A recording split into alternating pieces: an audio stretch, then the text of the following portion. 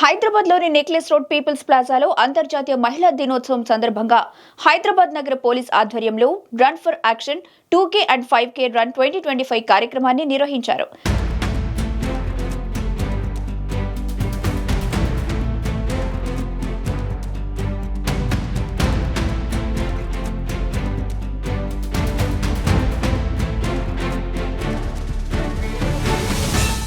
ఈ కార్యక్రమానికి పంచాయతీరాజ్, గ్రామీణాభివృద్ధి, మహిళా శిశు సంక్షేమ శాఖల మంత్రి సీతక్క ముఖ్య అతిథిగా పాల్గొని జెండా ఊపి కార్యక్రమాన్ని ప్రారంభించారు.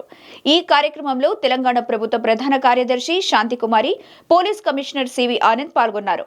ఈ సందర్భంగా మంత్రి సీతక్క మాట్లాడుతూ మహిళలందరికీ అంతర్జాతీయ దినోత్సవ శుభాకాంక్షలు తెలియజేశారు. మహిళలంటే సమాజంలో ఇంకా చిన్న చూపు చూస్తున్నారు. మహిళలంటే సెకండ్ గ్రేడ్ వర్కర్స్ లా చూస్తున్నారని అన్నారు. పురుషులు, మహిళలు అందరికీ సమానత్వం ఉండాలని ఆమె పేర్కొన్నారు.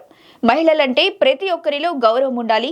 ఆపదలో ఉన్న మహిళలు, అమ్మాయిలను ఆదుకోవాలని చెప్పారు.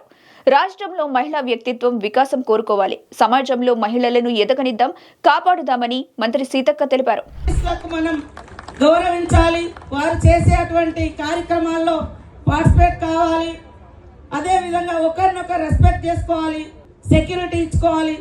ఎప్పుడు పోలీస్ మీదనే డిపెండ్ కాకుండా తోటి సోదరులు ఒక ఆడకూతురు రోడ్డు మీద వెళ్తుంటే తమ సిస్టర్ లాగా, తమ మదర్ లాగా, తమ ఇంట్లో ఒక ఆడకూతురు లాగా చూస్తే తప్పకుండా ఎప్పుడైనా, ఎక్కడైనా, ఏ టైంలో అయినా ఉమెన్ సేఫ్టీగా ఇంటికి తిరిగి రాగలుగుతుంది.